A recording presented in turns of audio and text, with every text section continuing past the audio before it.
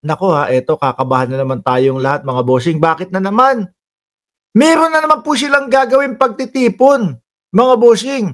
Meron pong nakaamba na susugod sa Malacanang. Oho, hindi ko ho kayo tinatakot mga kababayan. Meron na naman pong pagtitipon at ewan ko kung ito yung sinasabi ni Pebbles Talaquera na kasama daw yung yung mga bayad di umano na mga retired.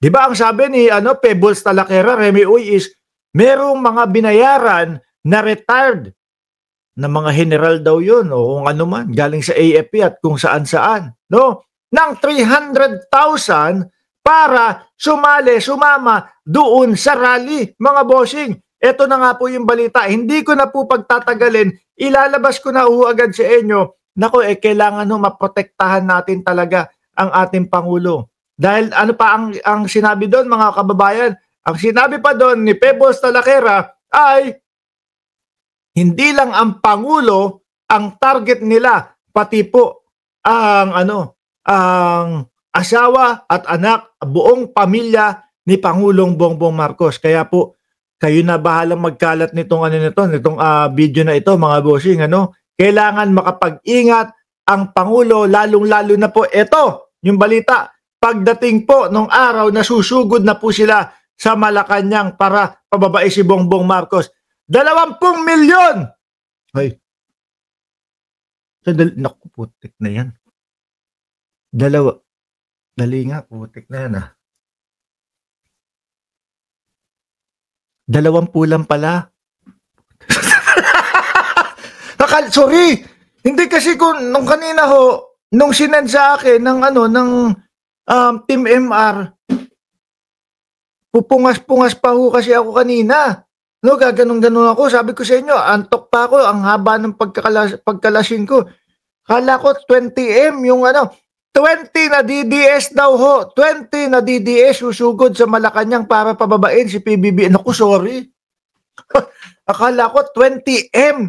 Yung pala 20 DDS susugod sa Malacanang para pababain si PBBM. Nakatakdang sumugod ang mga DDS sa Malacanang upang pababain sa pwesto si PBB, anak ng tokwa na yan. Tutulog-tulog kasi si Mark Ramos Hindi, mga kababayan, yung 20 na yan,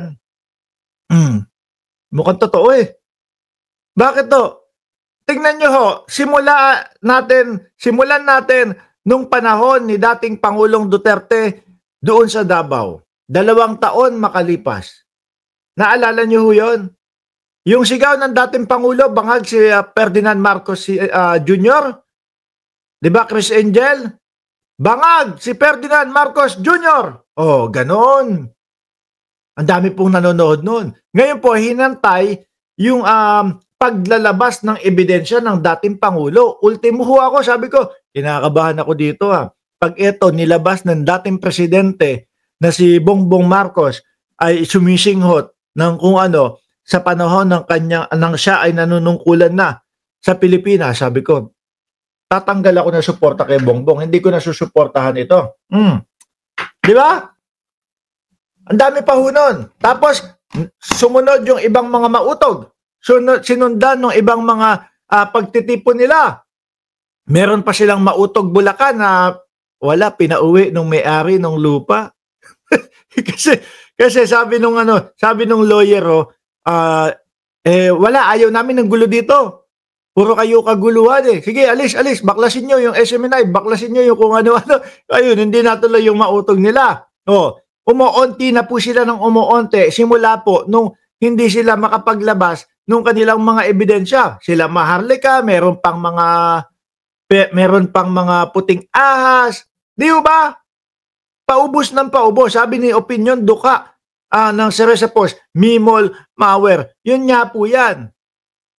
Mga kababayan, etong huli po, kay Kiko Barsaga, ilan na lang po yung pumunta?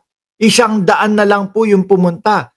Baka isipin ninyo yung Setyembre 21 yun, pagtitipon lang ng mga DDS yun. Hindi mga kababayan. Malinaw sa isipan ng mamamayang Pilipino na sumama doon sa doon sa rally na yun noong September 21.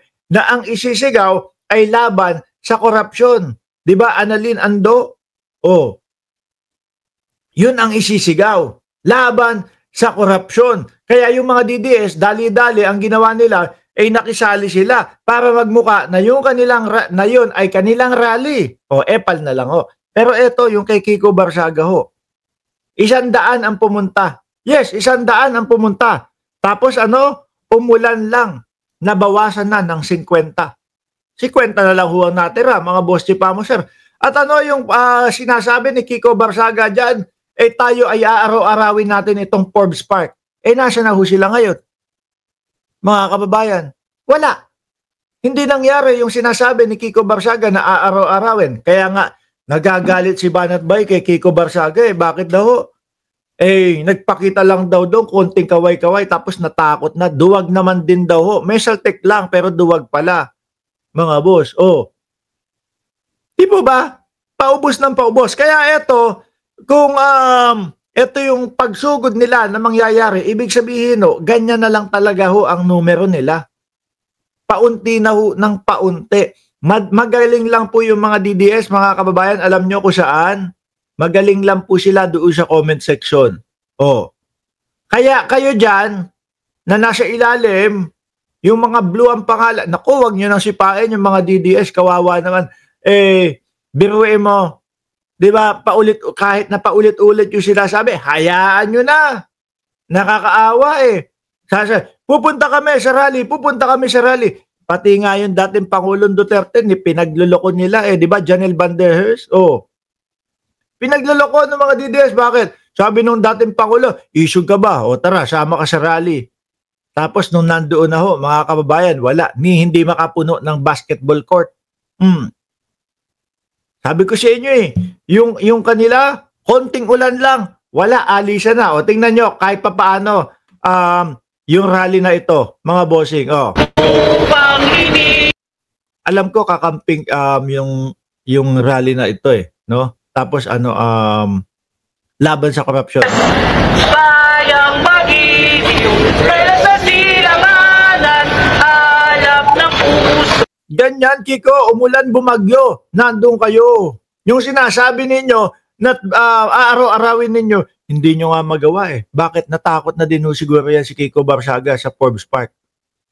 No? Hindi niya kakayanin yung pagkakinasuhan si Kiko Barsaga ng Forbes Park. Hindi niya kakayanin yung kahit po sandamukal na pera yung pinapakita ni Kiko Barsaga sa kanyang mga Facebook page. Di ba? Kahit na magpakita ng artista ban si Kiko Barsaga doon sa kanyang Facebook page. Pero pagka ang nakalaban niya na yung mga taga Forbes Park, wala na ho yan. Ubus yung mga yan kapag sineryoso kayo ng kaso.